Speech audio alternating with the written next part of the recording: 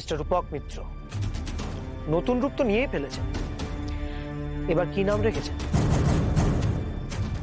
আর I কার্ডটা তৈরি হয়ে গেছে তো? কথা বলুন। যে লোকটা ছোট ছোট বেকার ছেলে মেয়েদেরকে পাপের পথে টেনে আনে, তাকে এত চুপ থাকলে তো ভালো লাগে না। কি হয়েছে? আরে কি হয়েছে তোমার? কি হলো বলবে তো? বলছি আপনারা একটু ডাক্তার ডাকুন না, ওনার হার্টের প্রবলেম আছে, কিছু একটা যদি হয়ে যায়। কি হলো বলবে তো? ও কিছু না, এতগুলো টাকা চলে যাওয়ার দুঃখটা তো আর চারটেখানি কথা নয়, তাই না রূপক মিত্র?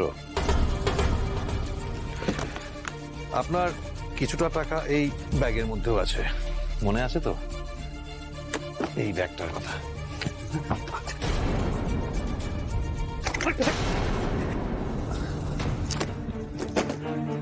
Well done Debu. আর রবি, তুমি দেবুকে যোগ্য সঙ্গত দিয়েছো। I am highly impressed. আপনি তো নিজে পাপ করার সময় কোনো কাগজে প্রমাণ রাখতেন না, কিন্তু আমরা সেটা করব না। আপনার সমস্ত পাপের হিসাব আমরা পায়ে পায়ে করে লিখে নিয়ে এসেছি, কালেক্ট করেছি আর কি। পাপ তো আপনি করেছেন, কত মায়ের বুক খালি করে আপনি তার সন্তানকে কেড়ে নিয়েছেন, কত গরিব মানুষ আপনার জন্য প্রাণ বিসর্জন দিয়েছে, কত স্ত্রী সিঁদুর আপনি মুছে দিয়েছেন, কত মানুষের কষ্টপার্জিত টাকা আপনি নিজে খেয়ে নিয়েছেন। আপনি আবার কি হিসাব দেখবেন? সব তো আপনারই করা, আমরা তো শুধু কালেক্ট করেছি। স্যার, ডক্টর খাসুগি ফোন করেছেন। স্পিকার দাও। বলুন ডক্টর খাসুগি।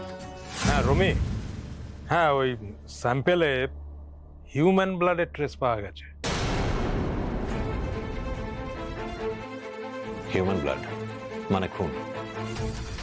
কাকে খুন করেছেন? আপনার সব পাপের সঙ্গে দিগন্ত চৌধুরীকে। তাকে দেখতে পাচ্ছেন না তো আপনাদের সঙ্গে এখন?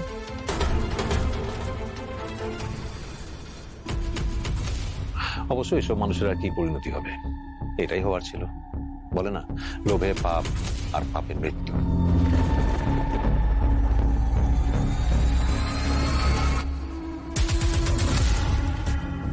যাকে কোনো তাড়া নেই, এখন সবকিছু না বললেও চলবে। এসআইটিকেও একটু অভ্যর্থনা করার সুযোগ দিন। দেবু, সবার আগে লাশটাকে খুঁজে বার করতে হবে। Yes sir. আচ্ছা, আপনি কি এবার এই বেশি থানায় ঢুকবেন ঠিক করেছেন? অসুবিধা হবে না তো? দেখুন, আমাদের থানায় আবার বাঙালি খাবার আর বাংলা দাওয়াই ছাড়া কিছুই পাবেন না মিস্টার চিটিংবাজ। ছোটবেলায় আমরা গ্রামে একসাথে সব বড় হয়েছি, সেসব দিনের কথা সোমনাথেরও খুব মনে পড়ে।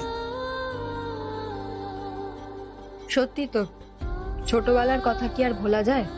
যায় না তো, একেবারেই যায় না। বুকের এইখানটা আলপিনের মতো আটকে থাকে আর মাঝে মাঝে খোঁচা মারে। তোমাদেরকেও কিন্তু নিয়ে যেতে বলেছে সোমনাথ। বেশ, তো একদিন যাওয়া যাবে না? সে যদি সোমনাথের সঙ্গে আমার দেখা ভাগ্যে লেখা থাকে তাহলেই হবে।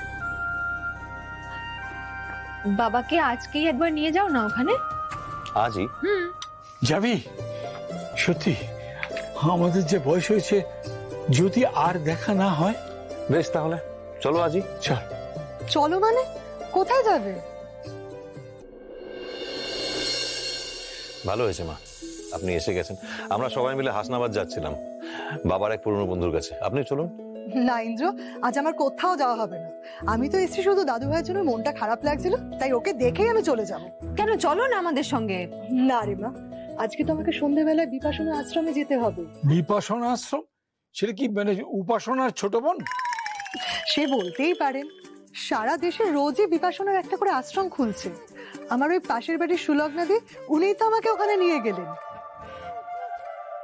মধু গোপাল বিপাশনা আশ্রম, যদিও ভালো করে ঘোরা হয়নি, আজ আবার একবার যাব।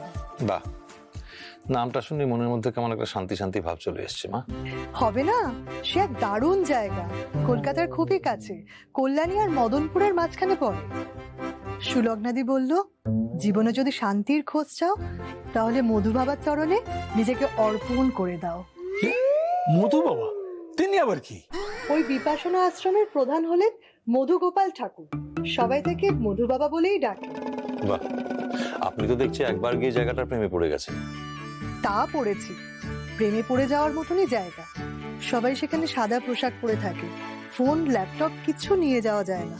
নিজের পরিচয়টাও জুতোর সঙ্গে আশ্রমের বাইরে খুলে রেখে ঢুকতে হয়। বেশ একটা রোমহর্ষক ব্যাপার, তাই না?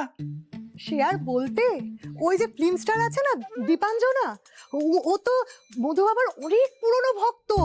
কাল ওখানে গেছিলাম, ওকে দেখতে পেয়েছি। জানেন তো বিয়াই, আপনারা যদি একবার সেখানে যান আর ফিরতেই চাইবেন না। ব্যাস, তাহলে তো আর হয়ে গেল, ফিরতে না পারলে চাকরিটাও তো গেল। ইন্দ্র, তোমার এই হচ্ছে বড় দোষ, খালি চাকরি আর চাকরি। চাকরির বাইরে বাকি জীবনের কোনো কিছুই তোমার কাছে মানে কর নেই। না না মা, সেরকম কোনো ব্যাপার না, ওখানে আমরা পরে একদিন যাব, কিন্তু আজকে আমরা বাবার বন্ধুর সঙ্গে দেখা করতে যাব।